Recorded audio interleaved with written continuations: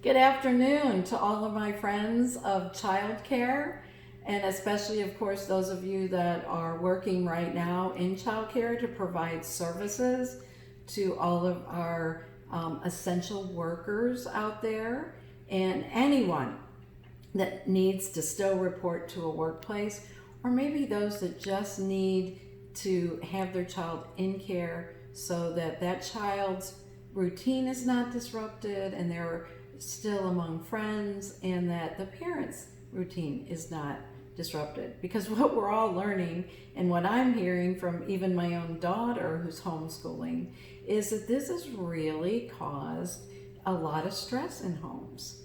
For the parent to be the parent working at home and the teacher. And with summer coming up, there's going to really be a need and an opportunity for children to get back into care and continue not only to have some playtime with their classmates, but also continue with their education so they don't lose as much over the summer and hopefully can return to the classroom in the fall.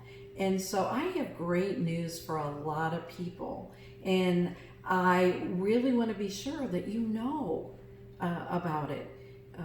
The National Child Care Association, along with several other organizations, spent time advocating for this and some other help for child care and for parents. And so in the CARES Act that was passed at the end of March, child care services are free to essential workers. There is an application process, but you will not be denied. And we're going to post that information on our website.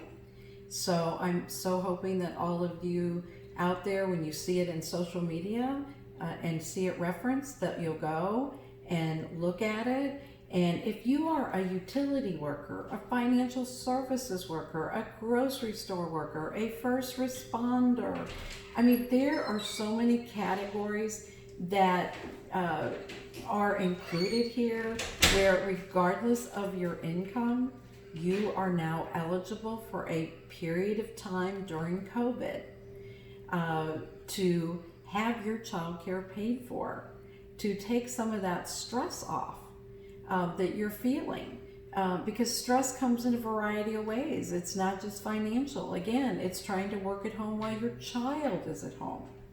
And childcare has done so much in the past several weeks to bring up their health and safety standards to what the CDC is now recommending for childcare centers to do.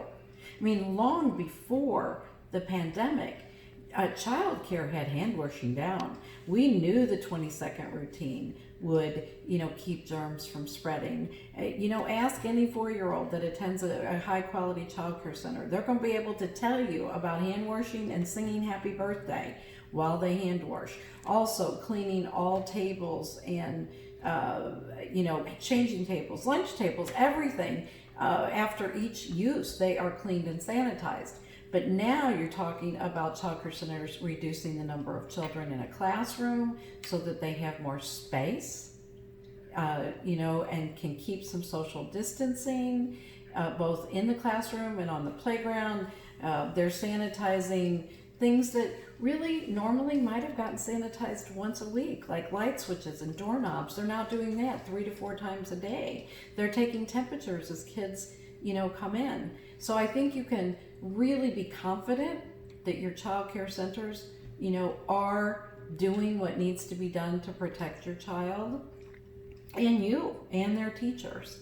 So I'm hoping that this message gets out there. Share it, tell it to all your friends that could benefit from this free childcare opportunity.